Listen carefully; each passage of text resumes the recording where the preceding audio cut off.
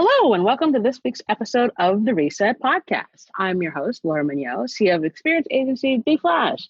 Each week, I bring a different business leader who's doing some game-changing work, and I'm so excited to have Kate Visconti, who's the founder and CEO of Five to Flow, a really incredible consulting company that's going to change the way you think about business. It's going to be a great conversation. Take a listen. Hey, Kate. Hi, Laura. How are you?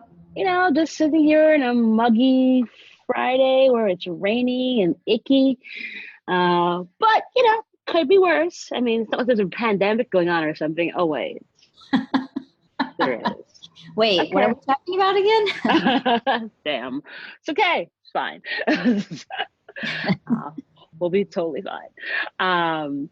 Even though we are in the middle of a pandemic and it's very strange times indeed, the podcast does not change. And the first question does not change. So, Kate, what was your first job? My first job, wow, my first legit job where I actually got paid was McDonald's. Aha. Okay, Oh, what job at McDonald's did you have? So when I first started at McDonald's, I was in the back cooking burgers and basically burning the heck out of myself. Wait, does that mean you know how to make a Big Mac?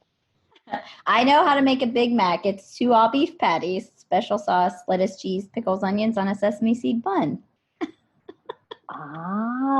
See how you've committed that to memory? Yeah. And do you know the magic of the McDonald's burger is that you put the burgers down on the fryer and then the lid is also a fryer so it cooks both sides at the same time? No, I did not know that. Yeah. Efficiency. Oh, that's brilliant. It is.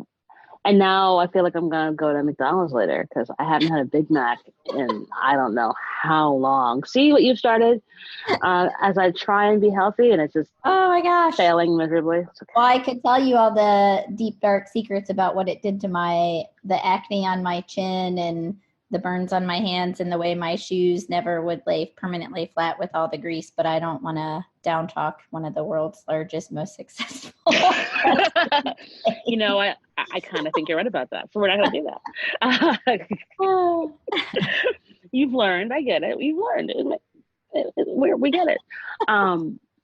Now, so from your humble beginnings at making amazing Big Macs, which you kept for yourself at McDonald's, to now being the founder and CEO of a new company, what has that journey been like, Kate? I hear it's interesting. Oh my gosh. Where do I even begin? So it's been amazing. I would say the last 10 years have been the most pivotal, but like the quick story, I worked at McDonald's when I was actually in high school, and then I went to a smaller restaurant in university and worked at a bunch of little places here and there along the way, grocery, the newspaper at my university, and I went into teaching. So I was a high school English teacher for a couple of years. And so very humble beginnings, to say the least. I taught in a rural school after substituting in an inner city school in the Columbus, Ohio area. And in my time as a teacher, started my master's, and my master's was in business and ended up going into corporate training. So I was at a financial services company headquartered in Columbus, Ohio for 14 years.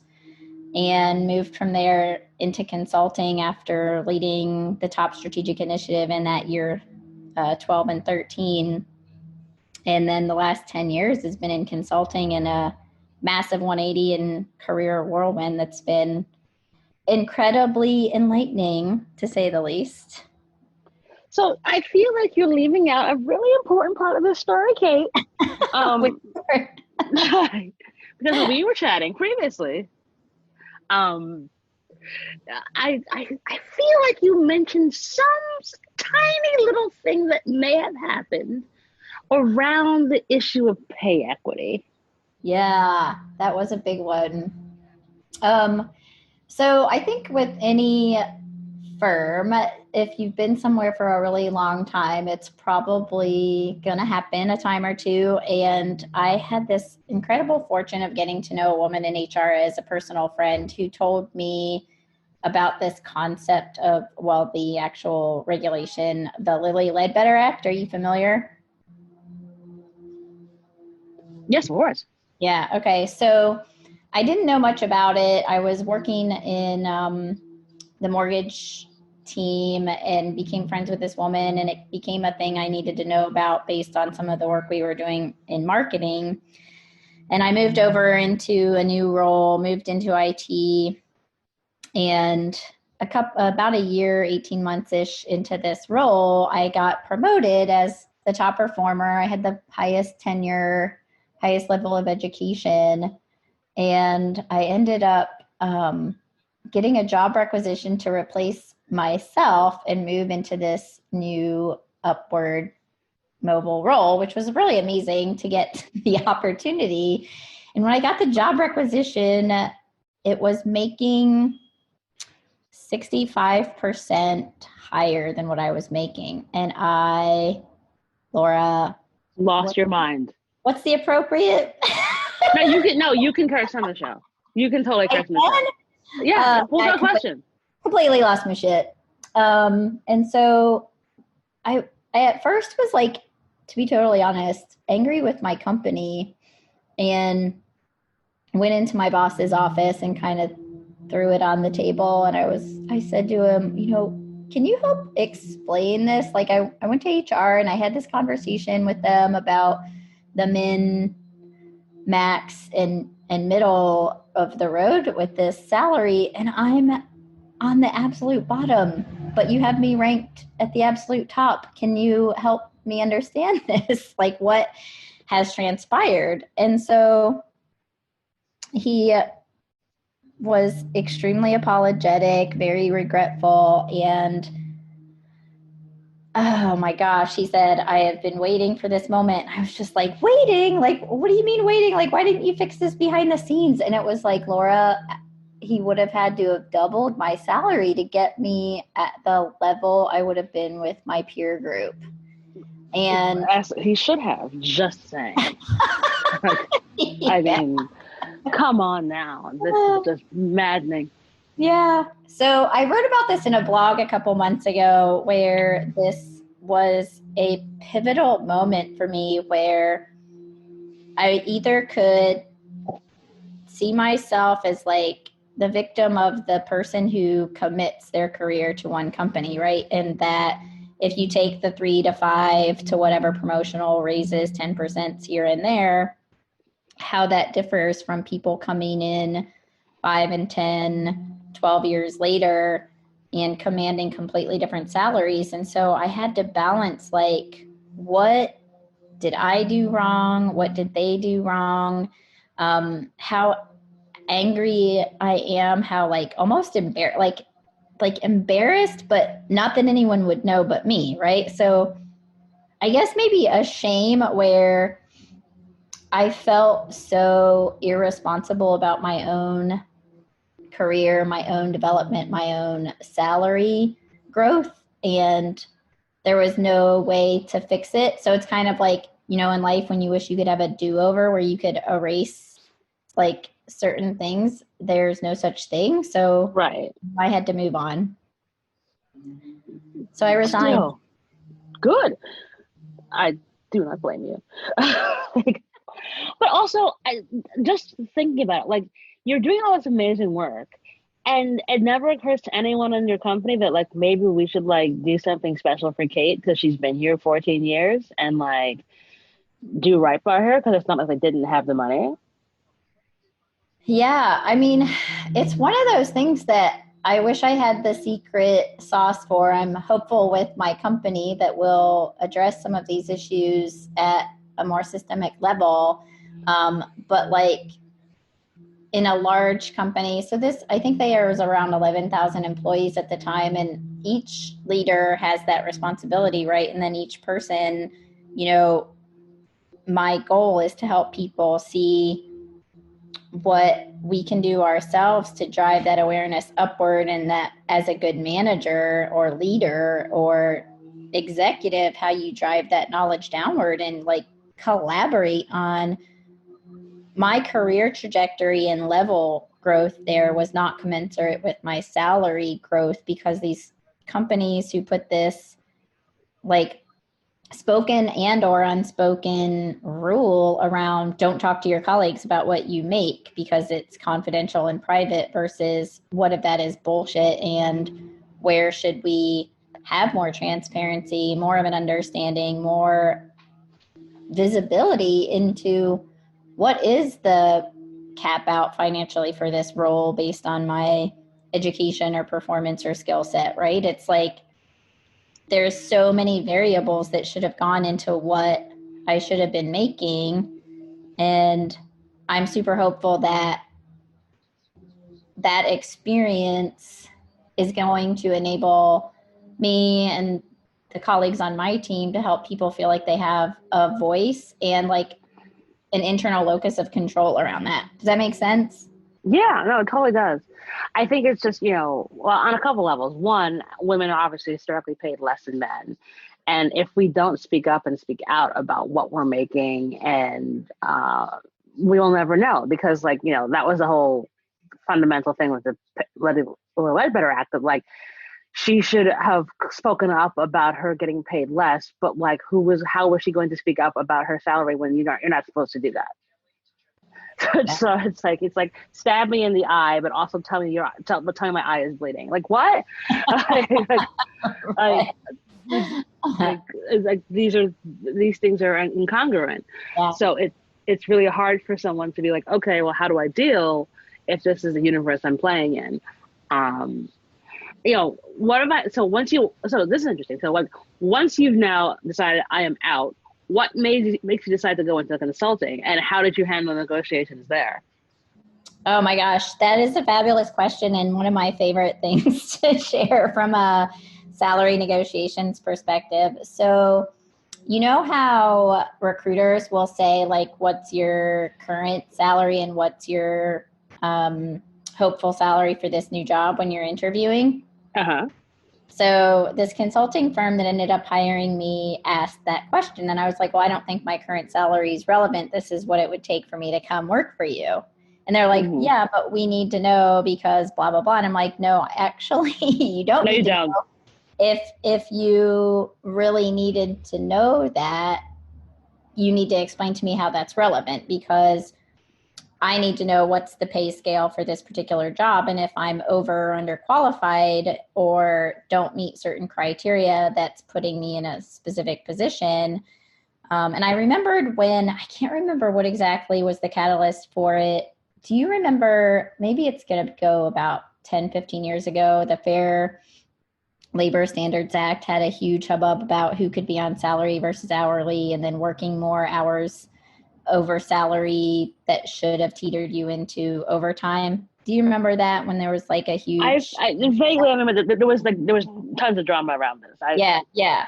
And so like people who were salary were working way more hours because it was just pressed upon them. And so then if you did the hourly deduction of, I'm actually working 60 hours, so technically I took a pay cut to move from hourly to salary. And so I kind of approached it that way, of like, instead of making myself hourly or salary, it was, what's the value I'm going to bring to your company? And if you don't need me specifically in this role at this rate, then I'll find something else. But it's like having the cojones to say that is like so hard for people, and where, especially for women, of course. right. Like I've read so many studies about that, and all of my female friends about like, well, I'm not going to apply for that because I'm missing a couple of these qualifications. Oh, I hate this conversation. Yes, Like, right?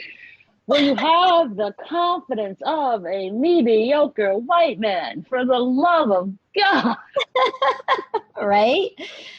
So I like, and men and women alike, I encourage people to like get out of your comfort zone and then also uphold your value. So more recently, Laura, I don't think I told you this part of the story yet. More recently, I was interviewing at another firm and I had gone through 9 interviews. And when I got to the 10th one with the chairwoman of the board, she asked me to tell her who all I interviewed with.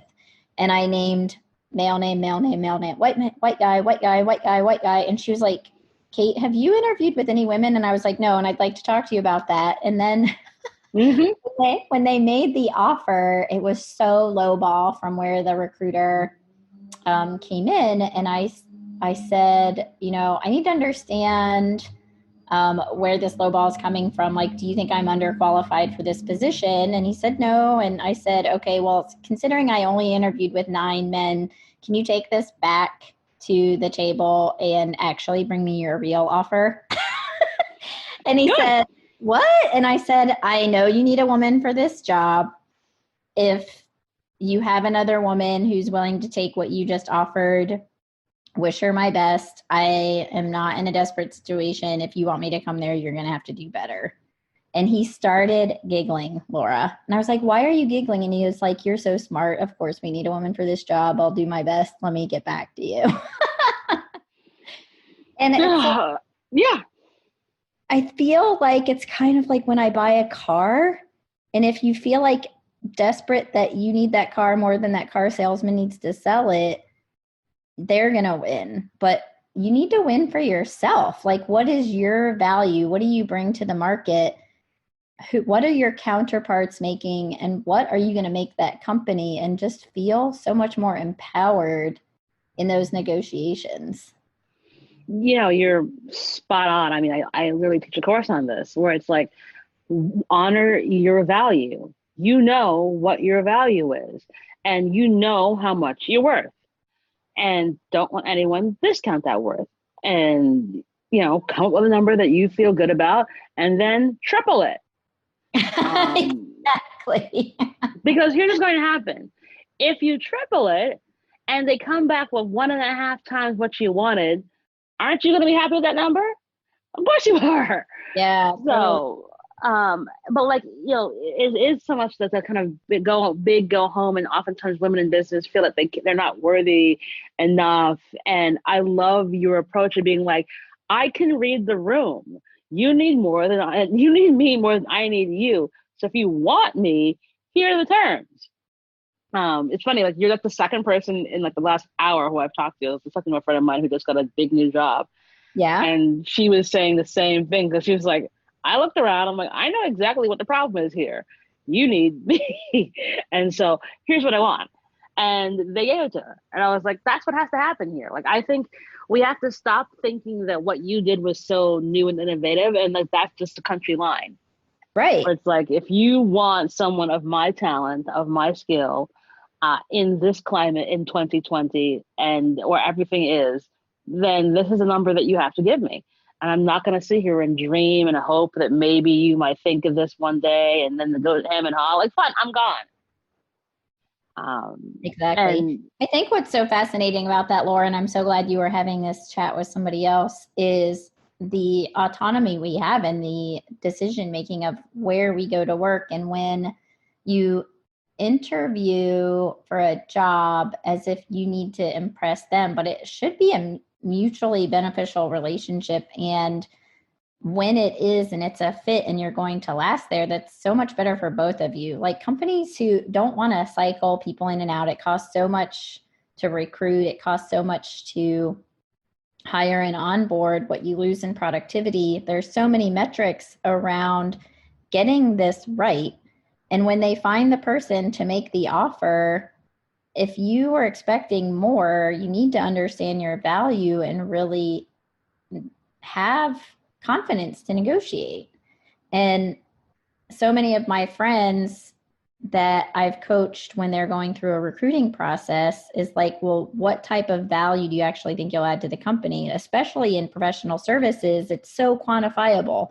If I know that our company's bill out rate is $250 an hour, and I'm making $40 an hour, say, in an average salary or something like that. And if we go back to McDonald's, I was making $4 an hour. It's like these people pay for themselves within the first month or two in a large consulting firm and undersell and overstress.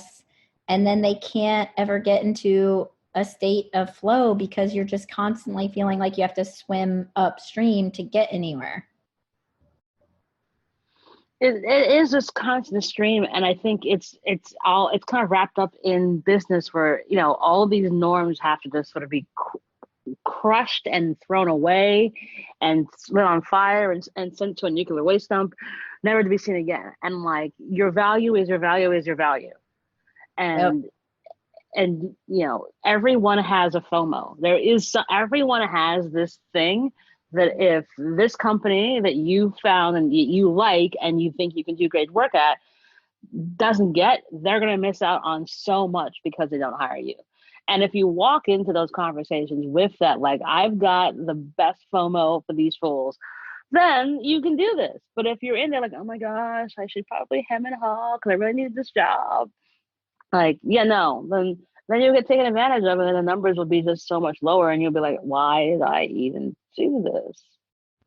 Right. I think the biggest factor in that for me, from a financials perspective, is I've always like really pursued doing things I love and enjoy and feel motivated by, in that the salary becomes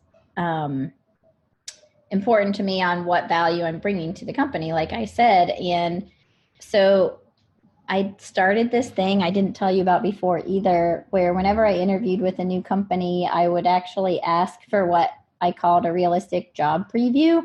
And I would, so I actually interviewed at a different financial services firm when I was at this other one. And when I had super close to the offer, I went in and sat with the team to understand, like, it was a good salary offer, but what if the flip side, I hated the job or the culture, or Right.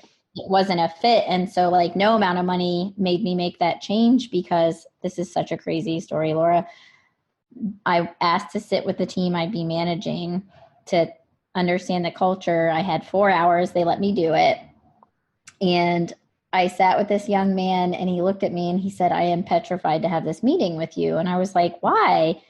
And he said, they told me if I screw this up, I'm going to get in big trouble. Oh my God. I was like, and enter toxic culture. Like, Yay. like, okay, here's the flip side of, I don't care how much they offer me. No thanks. I can't do this. So it's like such a balance of like my value not just being financial, like when you feel so devalued on either side, whether it's your cultural fit or the pay, it's like that's a balancing act, right? And like I remember telling somebody when I was teaching, so when I first started teaching, I had a bachelor's from an expensive private school that I did all on loans and scholarships. And I'm paying these student loans, trying to pay for rent, and I made $19,000 a year as a teacher. And so I'm working all these extra jobs, and it was so debilitating. I went home every day with a headache. I was working crazy hours, and I came to this conclusion of, you can love your job and hate the money, or you can hate the money and love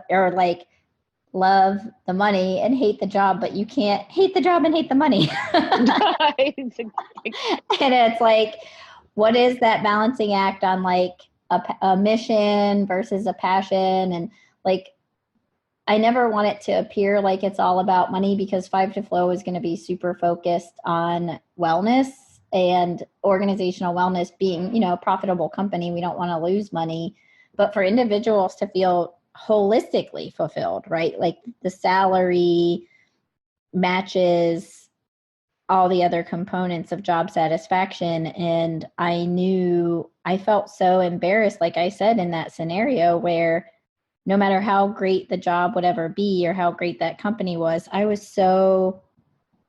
my life wheel was completely off balance, Yeah, I mean, well, that's the thing, and I think that's also part of this, that like that like I think the one thing COVID has taught us is that this working ourselves to death thing is just worthless. And so if you're going to be doing something, where is the balance in it all? Like there's nothing wrong with working hard, but there's something very wrong with working yourself to death where Exactly. you can't sleep. And one of the reasons, like, I make this joke about how I'd never go back to corporate is that, like, I remember when I worked for corporate, like, I would wake up every morning with heart palpitations. And I'm like, this is, I'm 27 years old.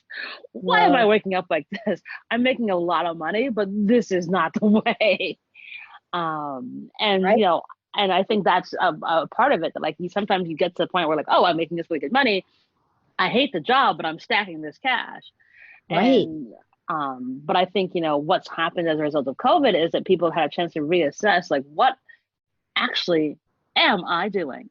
And and if I don't put myself first, if I don't value my health and wellness, it'll be a disaster. Right. And I Like, think what you just said hones in on such an important part to me is like the worthiness we have being very holistic. Like, what's my physical health worth? What's my mental health worth? What's my social and relational health worth? And then what is my like work worth? And when you can think through all those things, there's so many great trade-offs of companies who may not be able to pay me what a huge big four could pay me, but what that cost me from a health perspective and mental health and like self-worth was so damaging that I decided I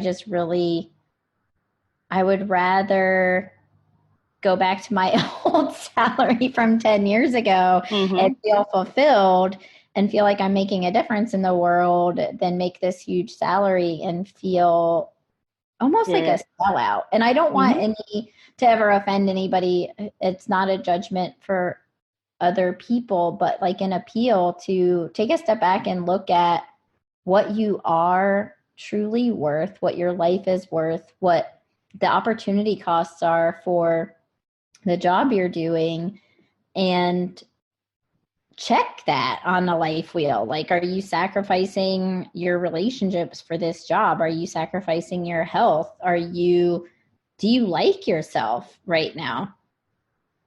I think like the best silly analogy, Laura, is I tried to play soccer as an adult woman over 30 and I realized I am so mean playing soccer. And I'm like, I got to quit playing soccer. I don't like me playing soccer.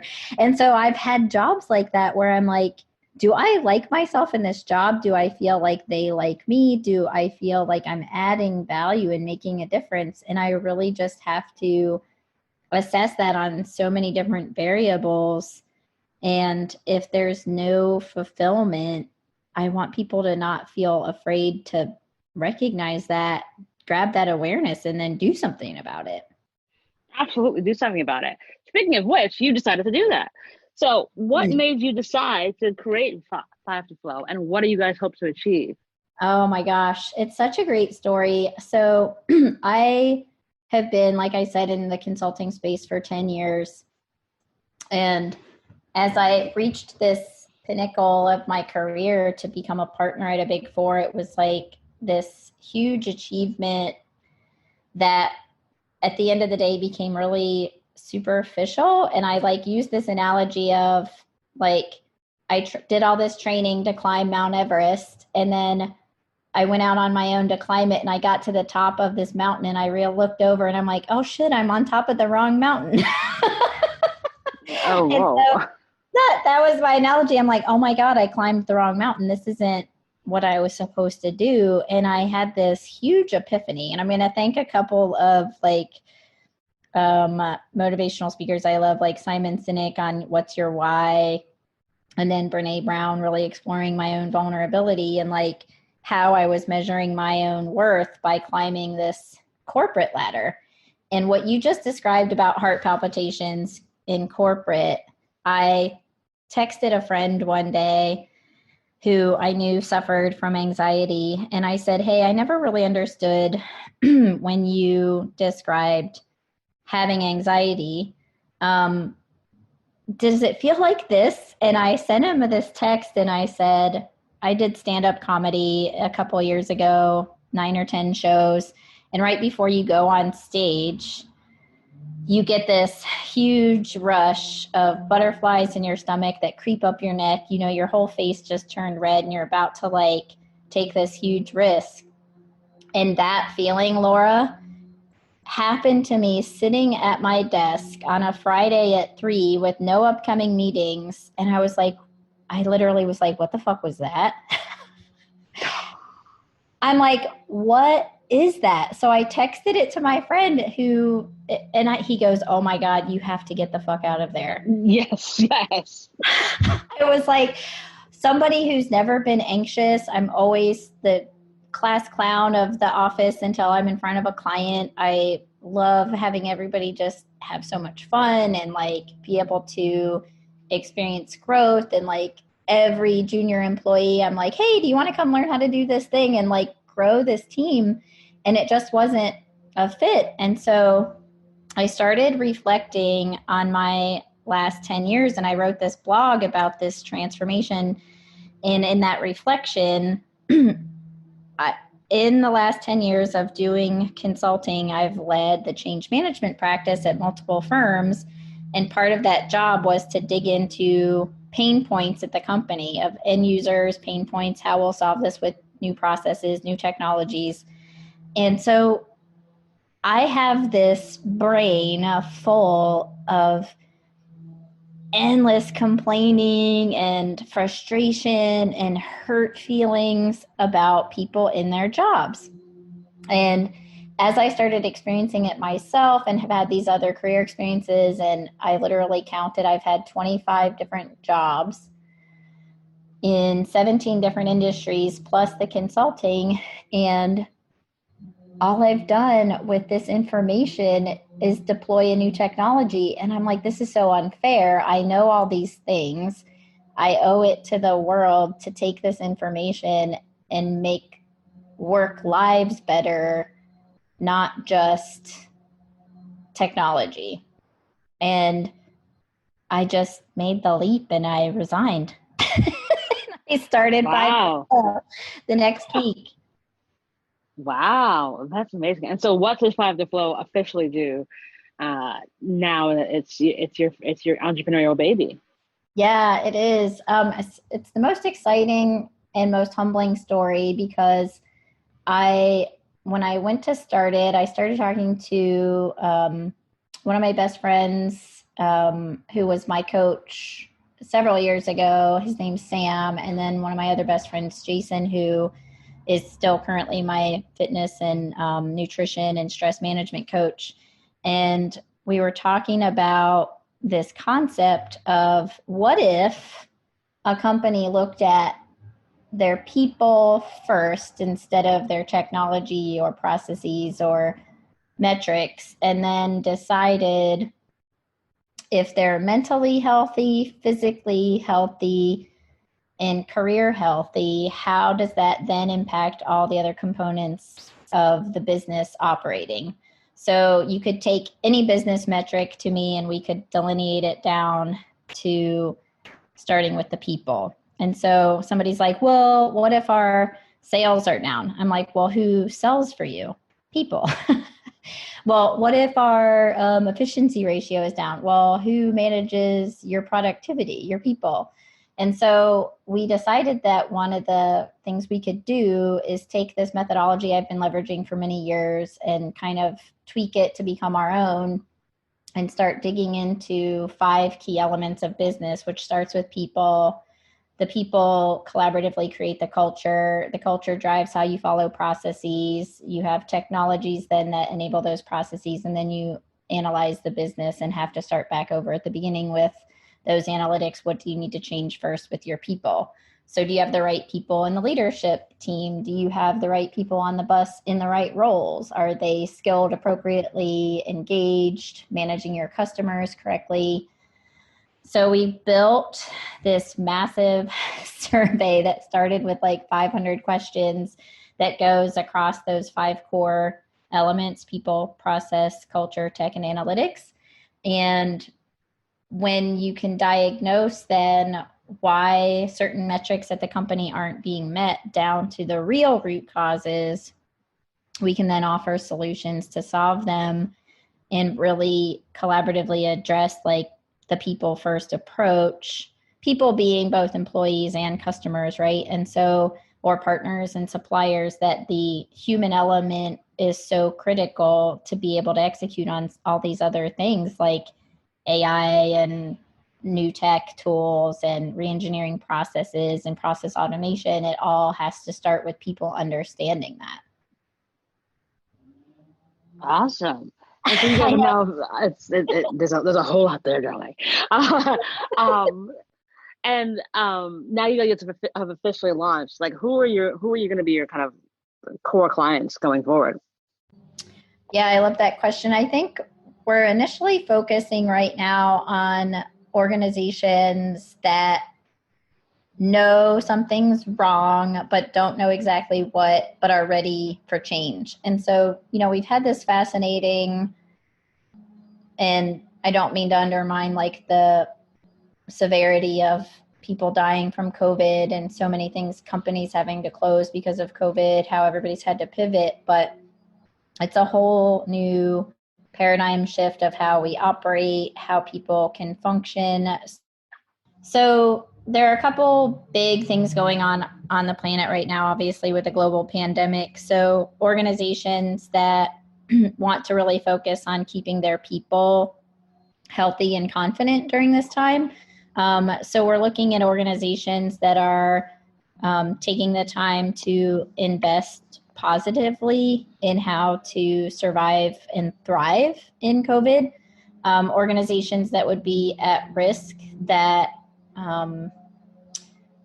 like industries that really need to come up with new ways of working in order to survive COVID. Also with social injustice issues, and organizations that really want to offer more services around diversity, equity, and inclusion, hiring DEI leaders, and how my experiences, folks on my team's experiences at work where there have been major equity issues, or more near and dear to my heart than also inclusion issues, where I see as a consultant, underserved employees who stay very stagnant, feel held back, don't feel empowered to have a voice. So we really want to get into organizations that want to empower their people. I think like the biggest qualifier, Laura, to be honest, is an organization with a leadership team who wants to do better and can see that they have issues and are willing to admit those challenges and admit that they don't necessarily know how to solve them. From a regional First step perspective, is admitting that you have a problem, which is yeah, exactly. In the words of when we were kids, the cartoon G.I. Joe, knowing is half the battle. Yes, So, knowing and admitting and acknowledging is half the battle. yeah. I think there are so many companies right now. I mean, we're seeing this on our end with our culture boards products, where like oh my god, like I actually have to talk to people who are from different cultures to understand why I shouldn't get yelled at. Yes, you kind of do. But then the flip side, like, have you talked to your employees? Because if you haven't, then we can't really talk yet. Right. I use this analogy on a couple of panels, and people like tweeted it a million one times, and I'm like, if your house is on fire, you really can't talk about your neighbors. And so, Right. it's like if you have internal problems within your organization, I don't really want to hear about who you're making donations to or like what your competitors are doing in the marketplace, because like you got to fix your own house first. And I think that's where a lot of folks are right now, where they're trying looking for an escape. Like, it's not us. Look over here, like squirrel. And you're like, no, what's going on in your house? Are you on fire? All right, let's figure out how to put that fire out first. Exactly. Yeah, so we are starting really small with so we are a small firm. We're a collective of experts in our fields. Most of the people on the team have 2 decades, maybe 3 of experience. Some of us just 1. So I have been literally, like I said at the start of the call, I started McDonald's at age 15, and this crazy coming full circle happened to me a couple weeks ago. I was visiting my family in Ohio, and my 15-year-old niece is now working at McDonald's. Like, it Oh blew my gosh. mind. She's Oh, standing at the counter talking to her mom, crying, Laura. And you know how your heart goes when kids cry. of And I was course. like, You're like, I asked her, Mom. I was like, what's wrong? And she was like, I don't want to go to work. And I was like, why? Where are you working? And she said, McDonald's. And I was like, oh my God, like, what's going on? And she was like, my manager is so mean. She like shoved me, and then she talks mean to everybody. And I'm like, well, let's talk about this. And I had to have this like heart to heart of like, it's not you. This has nothing to do with you, your worth, and your value. But it broke my heart. And it was like the biggest validation because right then my family asked me to like show them my website because we hadn't launched it yet. So I walked them through everything, and my niece is sitting there and she's just like blown away that what she was taking so personally in this toxic culture was had nothing to do with her, and that it's a global epidemic. It's like awful that like where you go to work that people would be mean to you when nobody wants people to be mean to them at work. And Right. it disengages your employees, and when employees are disengaged, it costs companies so much money. Like the statistics around it, it's billions of dollars it costs the global economy. It's hundreds of thousands of dollars per person over an average employee's tenure of like days sick, medical leave used, medical insurance used, the rework that happens, the delays in deliverables to clients, the delays in service, the negative customer experience when you work with a cranky, customer service agent. And it's like, if everybody just like was 1% happier at their job, what kind of incremental difference could this 1% make, you know? Well, that's the biggest part about this is that I think people forget that, like, if you actually like to do your job, you will do a good job. If you do a good job, that makes you more money because I don't have to replace you, which costs more money. You don't call out sick, which costs me more money. You don't fuck up things at the office, which costs me more money. All if I'm a happy camper. So Right. it's like, there you go. Exactly. It's like I don't want to have to crank out math of the value of it. I mean, obviously, my approach with customers has been such that like a client I had 10 years ago, when he saw my LinkedIn change, was like, oh my God, this is so cool. Like, I can't wait to hear all about this. And they're clients who like I've maintained relationships with, because when you go in and you become so intimately involved as a change manager with genuinely caring. And so like my story was so unique to them, where I sat in their seat as a client implementing this particular technology and had to own the people side of it. So when I went into consulting, I could come from such a compassionate or like empathetic place and say, listen, when I had that job at my previous employer, I gained, and Laura, this is a true story, I gained 40 pounds and then ultimately ended up divorced. Not because of the weight, but because of the stress. Of So course. it was super unhealthy for me. I crossed into morbid obesity on the BMI scale. I was not exercising. I was working 14, 15, 16-hour day. It was like A brutal. nightmare. It was brutal. And when you do that to yourself and sacrifice your health, and then you can start having this whole new perspective when you realize it. Then what I understood was, oh my God, this killed my dad. My dad was a obsessed professional, corporate ladder climber, ended up overweight with diabetes and passed at 67. And Wow. when you can reflect on how you approach your work and how much more important the joy you can bring each other, and how that joy gets you to the right salaries, and it becomes such a holistic view. That's what I wanted with Five to Flow, is let's look at this holistically. Let's be real and transparent about it. Let's tell the tough stories. Let's face the ugly truths and fix those first instead of buying some new technology and slapping labels on things and using fancy terms. It's like, can we just really get to the heart of what matters here? We have to. We don't have a choice. And thinking about all this, I'm looking back on all the things that, you've gone through, and now that you're making this new change and starting this really incredible new company, what would you tell 25-year-old Kate? Oh my gosh, 25-year-old Kate would have been told, stop going out until 3 in the morning. Oh my God, that's such a great question. I love that. So my initial gut reaction is where we kind of started with knowing your worth.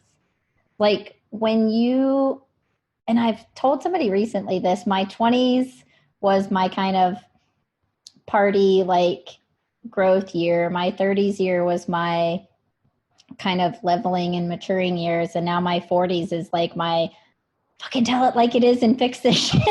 Exactly. No, right? None of this anymore. And so my 25-year-old me really needed to know, you know what, in the world that is before you, there's so much out there. There's so much abundance.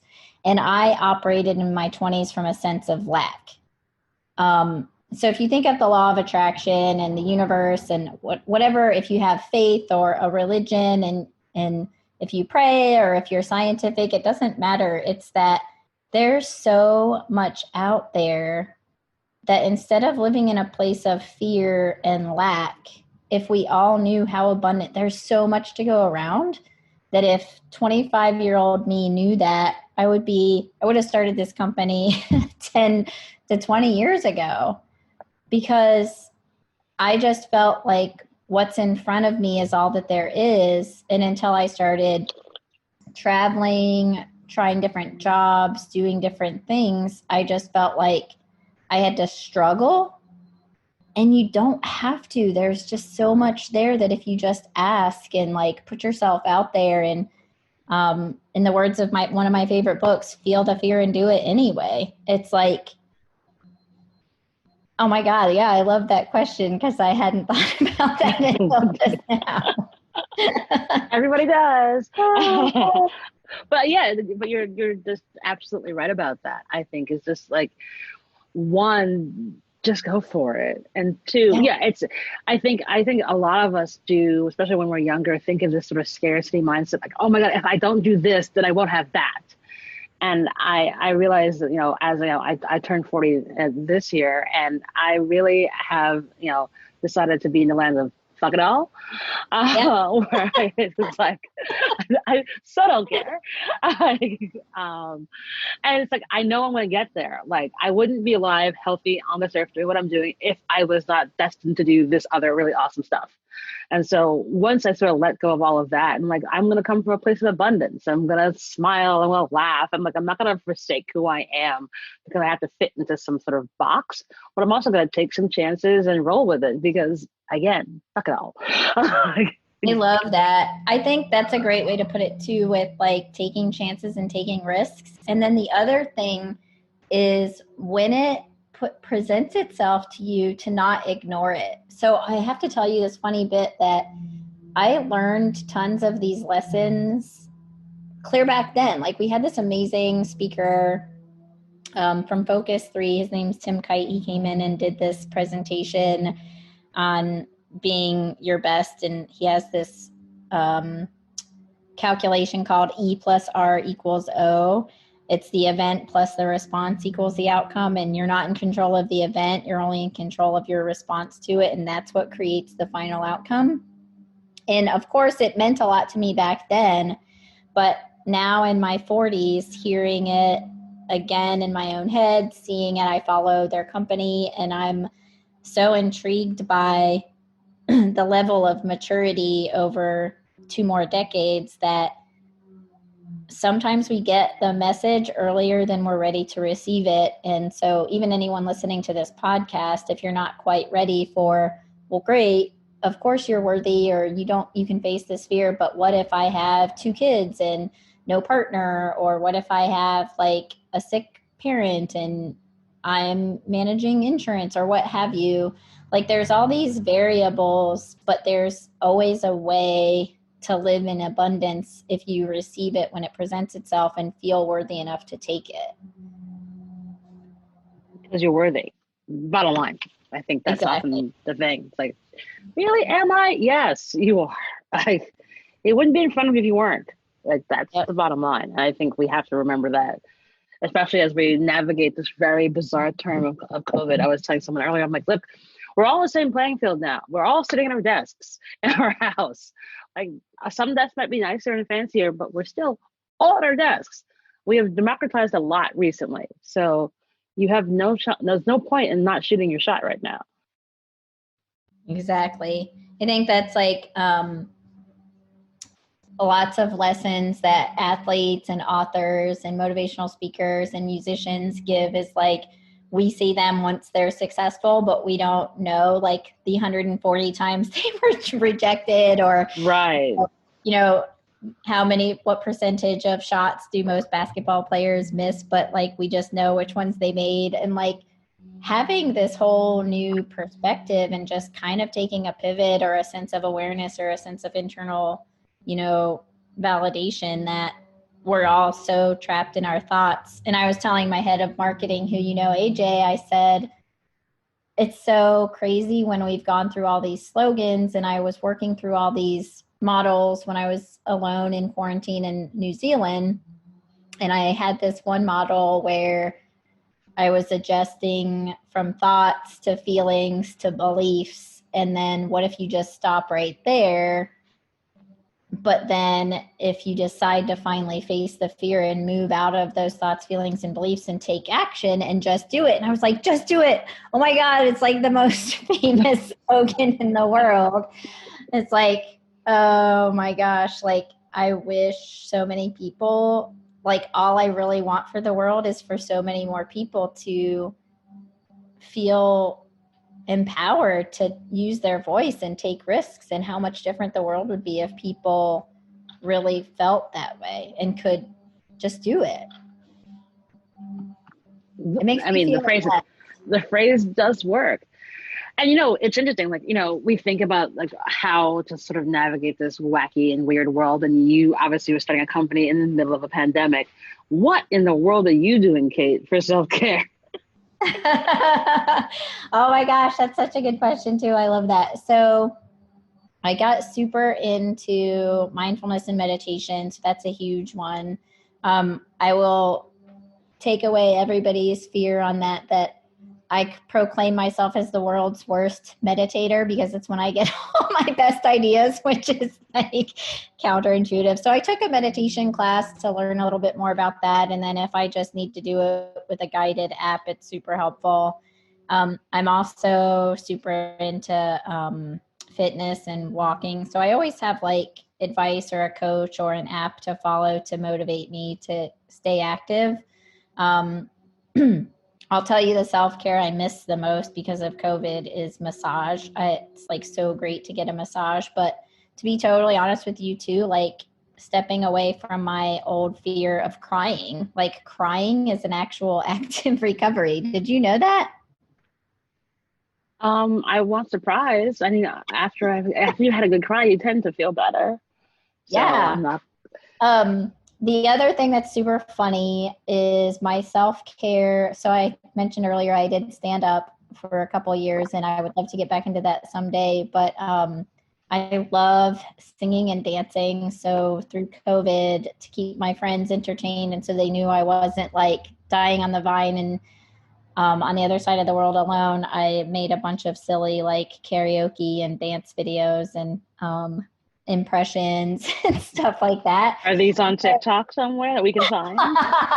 They're on my YouTube channel, and they only make sense if you watch them in order, because there's a point to be made through them, which I'll share, which was how I wanted to approach COVID from a place of creativity and innovation and positivity, and almost like um, absolutely sending so many prayers and like hopes for healing. And I just am devastated for people who lost family members and jobs, and how it's negatively impacted so many people and their self-esteem and their self-awareness. And I wanted to be like a beacon of positivity and silliness.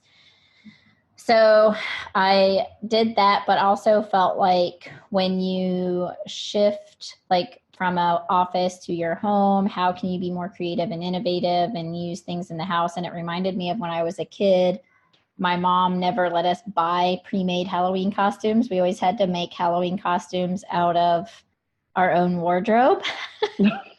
So Okay. I'll make sure you see the like ones where I did famous choreographed dance scenes from everything from MC Hammer to all the single ladies.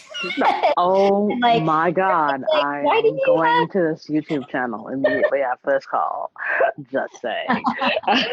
um, but like I think a big part of how that's helped me, Laura, is like having a sense of humor and leveraging laughter and like actually singing. So I did some research while I was doing this that singing and dancing releases endorphins. It's super helpful for your like respiratory system. So people who hate working out, it became my like, here, instead of working out, just go blare your favorite song and do the risky business scene. Of course. Just slide across your floor in a Yes, white shirt and exactly. and white tube socks and do it. Yep. And in all of that, Laura, back to like your worth is loving yourself. So before I posted every video, I was like, oh my God, my thighs look fat, or oh, my stomach's sticking out, or oh, my singing's terrible. And I was like, you know what? This is me, real, unadulterated, while I'm not working.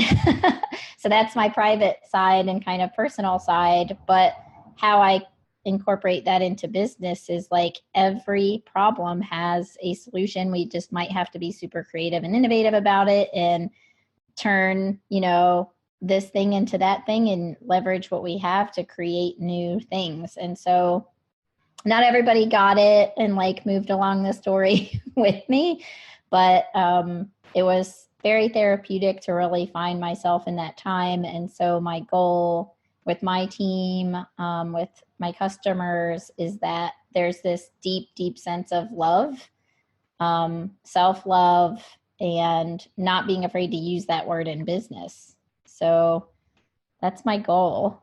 It's a big one. That's awesome. Thank And you. so impactful and so necessary. And I think that that's a great way to segue to my last question, which is, do you have a give and or an ask of the thermometer of of of uh of the audience? Why I said thermometer, I have no idea. I must have saw something on my computer. Like, I'm gonna edit that.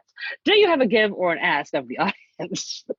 I do. I have a huge ask. It is a Okay. huge ask. So I have talked to so many people in every um, ethnicity, socioeconomic status, religion, disability status, sexual orientation, gender, everything you can think of, to be sure that we created this survey. It's called the Wellness Wave, and it's intended to give you immediate tips once you finish it to help you feel like you have some control and action you can take to improve your perspective on whatever category you score low. And then it will help us also gather global data on particular positions with different demographics in different regions, different age levels, et cetera, to start creating content that's super meaningful for this very like deep, purposeful value for me, which is, if there's something you can do for yourself while you're waiting for us to come help your company support that for you, we just need to gather that data. The data is never to be like sold or shared. So you get your own, private and confidential support from Five to Flow as an individual. But then as large organizations engage with us, that's a mandatory part because we don't want to fix the problems that the exec team thinks they have. We want to really dig into individuals and then help companies see how they compare to other companies based on different slices and dices of the demographics data. So we have to start getting more and more people to fill that in. Why it's a big ask is so many of my friends in underserved markets and colleagues and young women I coach are afraid to speak up and hesitant to do so because they just feel kind of exhausted that no matter what they say, nothing's going to change. And so what I really want to do is show that immediate value, but also my hope for Five to Flow and any companies like us that are focused on these big issues is to actually start fixing things. If it's policy changes, if it's just the ways of working changing, that you actually see an outcome for sharing your voice and not like you're just sharing your voice to fall on deaf ears. So it's a big goal. It's going to take a long time to gather as much data as we need, but the more people who help us help you, that's like kind of our goal is really like the more people are honest and truthful about their challenges, the more we can provide solutions collaboratively and come out with actual change. Awesome. That is a phenomenal ask. And we'll put all the details in the show notes so that people can get in contact and participate. That is so great. I'm super appreciative of it and so grateful to be here. Awesome. Well, Kate, obviously we could just keep talking for another 17 hours. And just keep going. It's been such a delight to have you on the show. And I think we touched on so many really incredible and impactful topics, but I love how it always ends up in a really nice button at the end with my guests, and you were no different. So thank you so very much for being on the show. Those are fabulous questions. I can't wait to listen to all of the rest of them because they're like, it's such a cool thing to see how we started, what our big ask is. I love it. I am honored to be here. I'm so humbled to make your slot and like be on your show. I'm just so impressed with everything you're doing. And one of these days I'll get to ask all these questions back to you. You may do that. Someone asked me today what I would tell my 25-year-old self. And I was like, what? I mean, you listen to my podcast? Like, no, I just wanted to know it. And I was like, oh my gosh, it's weird.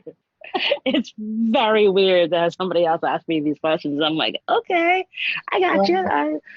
Okay, I'll give it a thought. But yeah, I at some point at some point I'll get on the plane, so I'll be on the West Coast because I have to get to New York somehow, some way. So, awesome.